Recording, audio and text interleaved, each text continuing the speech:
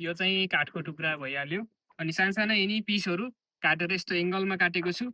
अनि बल्बहरू यताउति ल्याएको छु। आज केही बनाउँदैछु। भिडियो इन्ट्रेस्टिङ हुन्छ।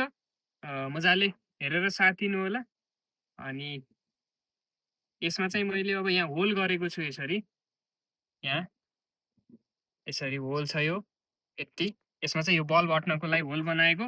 अब चाहिँ म यसलाई फटाफट जोड्छु यस्तै गरेर। यसरी जोड्दै जान्छु। के बन्छ र कस्तो बन्छ तपाईँले अन्तिमसम्म भिडियो हेर्नु होला र साथ दिनु होला।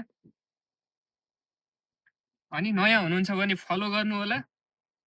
अब चाहिँ म यो जोड्दै छु। यसको लागि चाहिँ सुपर ग्लुको प्रयोग गरेँ मैले। अब यसलाई यताको साइडमा पनि यति चाहिँ मैले बनाएँ। अब चाहिँ हामीले यहाँ माथि माथि पछाडि चाहिँ यो जोड्ने छौँ यिनीहरू। ल यसलाई चाहिँ म यो काठ उसलाई पनि जोड्दैछु। यहाँ यसरी यो एङ्गलमा जोड्नको लागि चाहिँ मैले यस्तो मुखो काट्नु पर्यो थोरै।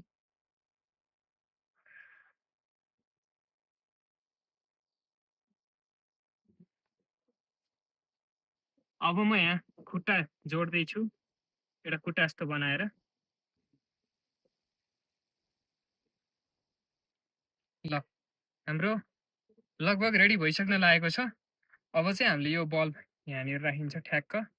अब मैले चाहिँ यसलाई यहाँबाट चाहिँ होल गरेर यताबाट निकाल्छु, किनभने यो तार छिराउनु पर्ने हुन्छ त्यहाँबाट। मैले यहाँनिर चाहिँ होल गरेर ल्याएको छु। अब यसलाई चाहिँ हामीले यहाँ होलबाट छिराउँछौँ यसरी। यसलाई चाहिँ सर्लक्कै। अनि यहाँनिर मैले कार्टुनको एउटा पातो राखेको छु जो यसलाई अल्टाउन मद्दत गर्छ बिचमा सिधा यसरी। ल यस्तो लुक भएको छ यसको। अनि तपाईँ देख्न सक्नुहुन्छ। अब यसलाई चाहिँ मैले यसमा राख्ने सोचिराखेको छु। म चाहिँ यसरी यसलाई झुन्डाउने यसरी बसेर जे होस् गरिराखेको हाई गरिराखेको बनाउँदैछु। अब यसलाई हामीले बाल्नेछौँ।